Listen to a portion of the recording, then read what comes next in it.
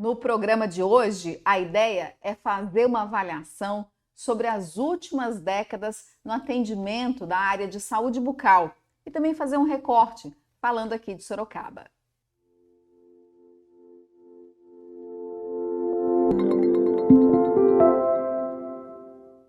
Afinal, qual foi a evolução na área do atendimento de saúde bucal, seja no município ou mesmo no nosso país?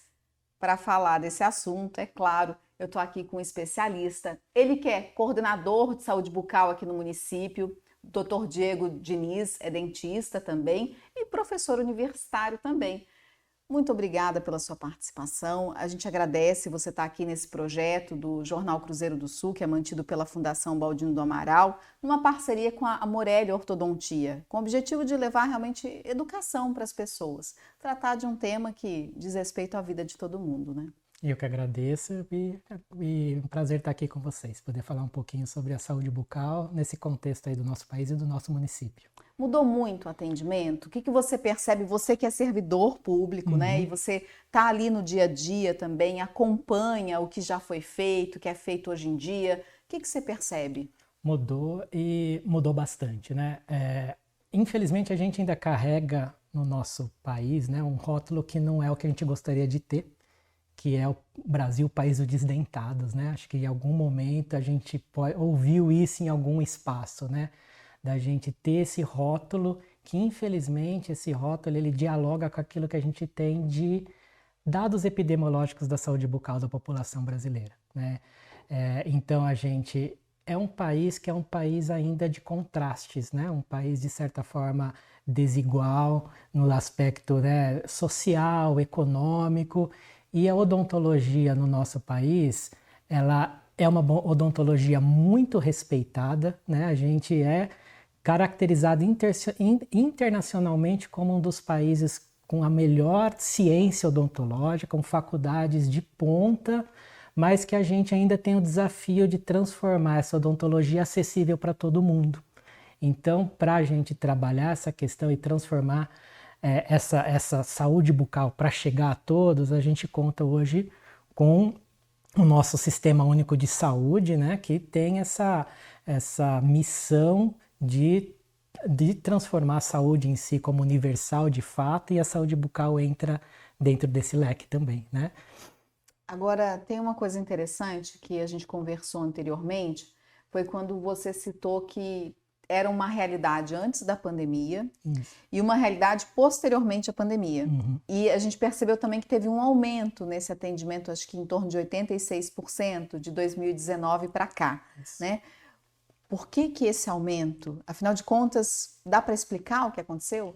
A gente observa que são vários fatores que geraram esse aumento de atendimento e de acesso, né? A pandemia ela foi muito difícil para diversos setores, né? Não foi uma situação desafiadora, em específico na saúde bucal, a gente teve um momento de praticamente interromper os atendimentos, né? A não ser situações de urgência e emergência, porque ainda se tinha muita dúvida ali no começo da formato de contaminação. O ambiente odontológico é um ambiente que gera os aerossóis, né? Então era um ambiente de alto risco. Tinha questão até de acesso aos EPIs, né? O material de proteção que a gente tinha. À medida que foi chegando a vacina, foi entendendo melhor o comportamento da doença, a gente teve uma retomada dos atendimentos, mas fato é que as pessoas tiveram dificuldade de acesso, mas esse momento propiciou, principalmente na saúde pública, a gente experimentar outras formas de organizar o processo de trabalho, né? E essas outras formas que já eram, de certa forma, debatidas ali a nível do Ministério da Saúde, ali da saúde coletiva como um todo, e na odontologia em específico, era você conseguir dar acesso mais oportuno, quer dizer, naquele momento que a pessoa de fato precisa. E a odontologia ela é muito procedimental, né? Além da consulta de diagnóstico, o dentista realiza procedimento. E ele ter tempo de realizar aquele procedimento e ser resolutivo naquilo que ele faz, evitando que a pessoa tenha vários retornos para finalizar um tratamento, ele é muito importante ali para você conseguir ampliar acesso. Então, hoje se tem uma forma de organizar isso na atenção primária, principalmente, que a gente chama de acesso avançado, né? Que é conseguir que a pessoa tenha aquela consulta naquele momento mais oportuno para ela, mas não só a consulta, mas também resolver as necessidades clínicas dela. Então, você reorganizando essa porta de entrada, você acaba diminuindo aqueles retornos que muitas vezes geram faltas porque fica longe a consulta. Então, você consegue ampliar esse acesso. Em Sorocaba, na rede pública, a gente está em processo de implantação dessa filosofia e a gente já tem observado esses dados, né? Além de você ter um número de pessoas maior, né? 86% do que a gente tinha em 2019, pré-pandemia, você tem esse aumento e você tem aumento do número de pessoas diferentes que acessam o serviço, né? Então não é só ampliar o número de consultas, mas que pessoas que não estavam conseguindo acessar consigam esse acesso à saúde bucal e o atendimento lá na atenção primária. Isso é um avanço tremendo. Tremendo, né? É uma outras perspectivas de você propiciar que a população consiga ali, né, acessar, e mais do que isso, não é só acessar, mas acessar no melhor momento, né, no momento mais oportuno que ela identifica ali uma necessidade e consegue ter sua queixa resolvida. Eu acredito que a gente ainda não tem o número de profissionais suficiente, né, para atender todo mundo. Vocês conseguem se organizar mesmo assim? Né? Porque a gente sabe que o serviço público você tem saídas, muitas vezes a pessoa vai se aposentar, tem um afastamento, então também são os desafios muitas vezes que quando você está ali na coordenação você também tem que lidar com isso, né? Sim, tem. Essa questão é uma questão, né, não é exclusiva do nosso município, a gente tem aí que ampliar essa força de trabalho para ajudar a gente a se organizar. Lógico que você se organiza esse processo da forma mais equitativa possível, de acordo com a realidade local. Nós, em Sorocaba, somos um município grande, né? Porte médio grande, que a gente tem realidades muito distintas em cada região da cidade. E a forma de organizar o atendimento, ela tem que dialogar com essa necessidade de cada território, né? Então as equipes trabalham a partir disso. Nós temos bairros que têm muito mais idosos do que crianças, a gente tem bairro que tem muito mais crianças do que idosos. Então você tem que trabalhar a partir desse planejamento e dessa realidade epidemiológica. Então isso é importante, mas não basta só o quantitativo, né? Nós também temos o desafio no nosso país, que é formar também para esse profissional tenha ali as competências necessárias para atuar no SUS, né? Que essa habilidade, essa atitude, esse conhecimento, ela é um pré-requisito da gente, enquanto país, formar essa força de trabalho para ter a melhor competência possível para desenvolver nesse espaço. Agora, será que a gente consegue dimensionar um pouco quais são os principais problemas que a gente tem em Sorocaba? Quando você vai elencar, né? É tratar a cárie, é tratar canal, não sei, né? Eu tô te perguntando assim, você consegue fazer ali quais são as frentes? Assim, de certa forma, hoje ainda a cárie dentária é o maior problema de saúde bucal que impacta na saúde pública, né? Porque da cárie dentária você tem a consequência de todas as outras situações, né? Na maioria das vezes um problema de canal ele decorre da cárie dentária, a necessidade de extração de dente decorre ali de uma cárie, não só da cárie dentária, estou dizendo que a cárie dentária é o que leva mais a isso, né?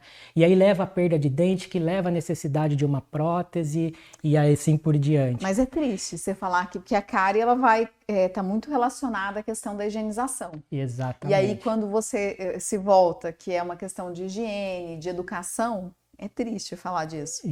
E aí entra nessa questão que é uma questão que é multifatorial, né? A gente precisa investir na promoção e na prevenção. Esse vai ser, de certa forma, que a gente vai conseguir ali fechar a torneirinha da doença, né? E trabalhar promoção e prevenção não basta só o dentista, né? Você tem que ter o autocuidado, você tem que trabalhar a família, você tem que trabalhar a intersetorialidade, a gente fala de escola, mas a gente tem outras diversas comunidades onde há a questão da saúde e tem que falar de saúde bucal nesse espaço também, né? Então, de fato, a gente tem uma rede hoje fortalecida para lidar com a doença, doença bucal e as consequências dela, mas a gente precisa do desafio de trabalhar a promoção e a prevenção, porque quanto menos as pessoas precisarem, melhor seria, né?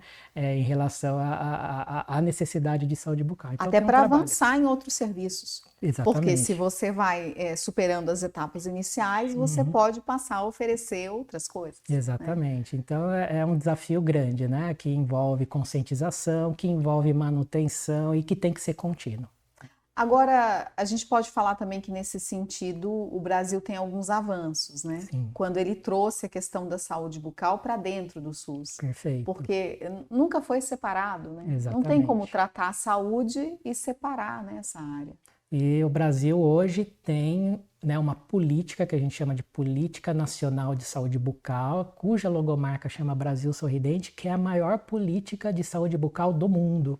Né, que é uma política que está integrado ao SUS e que agora, no mês de maio de 2023, se tornou uma lei federal. Né? Então, o que é essa política? O que ela garante para o brasileiro? Justamente o acesso à saúde bucal em todos os seus níveis de atenção pelo Sistema Único de Saúde. Né? Então, o fato da gente ter isso, de certa forma, consolidado, normatizado no país, ela garante essa assistência à população e não só isso, ela garante também política de financiamento para que essas ações aconteçam. E vou além, né? A política também trabalha a questão da vigilância em saúde, da promoção e da formação de profissionais. Então é uma política ampla que ela vem com esse desafio que a gente tem de transformar o nosso país, de fato, num país que as pessoas sorriam com conforto, com qualidade de vida, que a gente sabe que a questão da saúde bucal ela vem vinculada à estética, mas não é só isso, né? É mastigação, é conforto, é social. Então, tudo isso é importante para esse bem-estar da população. E para quem não sabe, o Brasil Sorridente já era uma normativa existente, mas por meio de uma portaria, há alguns anos já. Inclusive, se você está nos acompanhando e quer saber quais são os dados do programa, é possível, porque tem um site do Brasil Sorridente, você vai lá no portal do Ministério da Saúde, por meio dele você consegue ver, inclusive, o município, quanto que ele recebe, se ele está credenciado, se não está credenciado para determinado serviço. Então, essa questão da transparência também, que sempre foi utilizado ali no portal, né, nos anos anteriores, até mesmo durante a pandemia, sempre foi muito interessante e isso mostra realmente um avanço importante. Só que a gente precisa caminhar no sentido da educação, né? Eu acho que a gente acaba indo sempre para esse funil que nos pega um pouquinho ali, que é a questão da educação, né? Exatamente, né? A educação ela sempre vai ser e precisa ser a mais valorizada e a priorizada, que é de fato isso que a gente vai transformar a saúde das pessoas. A gente fala de saúde bucal, mas é para qualquer necessidade de saúde, a prevenção e promoção é sempre o melhor remédio. Caminhando para o fim, eu queria que você falasse para mim, quando você avalia Sorocaba nos últimos anos, o que você pode dizer que foram os últimos avanços? O que a cidade foi a diferença? Quando você fala em saúde bucal, se você tivesse que analisar e falar, olha, isso aqui foi o que separou. Muito bom. Acho que Sorocaba, né, e a gente fala muito baseado em dados, né, que a gente precisa ter essa referência para entender aonde nosso município está e para onde a gente precisa ir e avançar, né? Então, Sorocaba, hoje ela tem uma rede bem consolidada, que ela consegue proporcionar essa integralidade do cuidado em saúde bucal, desde lá da atenção básica até níveis de maior complexidade, atenção secundária ou terciária. A gente está num momento de transição epidemiológica no município, né? A gente tem a população envelhecendo, isso também no contexto nacional. Hoje a gente tem a população infantil em Sorocaba melhor coberta, com dados epidemiológicos bem interessantes, comparáveis até a países de primeiro mundo, mas a gente tem essa população adulta e a população que está envelhecendo que a gente precisa organizar esses cuidados para esse público, né? Então a gente tem esse desafio da transição epidemiológica e Sorocaba tem trabalhado muito bem e se destacado com algumas soluções inovadoras. Por exemplo, recentemente o município recebeu um prêmio de implantação de serviço de teleodontologia, de teleorientação, que tem o foco nas gestantes, que é uma ação muito forte do município nesse aspecto. Se ampliou bastante a rede de atenção à urgência e emergência, porque a gente vai ter essa demanda, a gente tem essa necessidade, a gente tem que ter essa oferta na rede. E, entre outros aspectos que é um ganho importante, é essa mudança de processo de trabalho em prol de beneficiar o maior número possível de pessoas com acesso oportuno. Doutor, agradeço a sua participação. Dá para perceber que você realmente gosta dessa área, né? Não é à toa, o senhor é casado com uma dentista também, uma profissional da área, então você vive isso na sua casa e fora da sua casa, né? Eu queria que você deixasse um recado para quem está nos acompanhando. Eu queria agradecer novamente o convite. A gente falou muito da questão da promoção e prevenção, né? Eu acho que é importante ter muita consciência disso, da gente ter bons hábitos, né? Hábitos saudáveis de vida, né? Isso inclui a saúde bucal.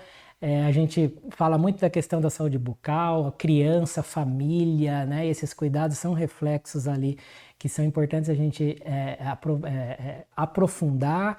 Então, meu recado é esse, né? Para tudo na vida, vamos nos cuidar, nos autocuidar e sempre nos prevenir e ter essa consciência que é importante para a gente se manter saudável, ativo aí por toda a vida. É isso, ficamos por aqui. Você sabe que a gente ainda vai voltar para tratar desse tema que diz respeito à nossa vida, nossa saúde e nosso bem-estar. Até mais.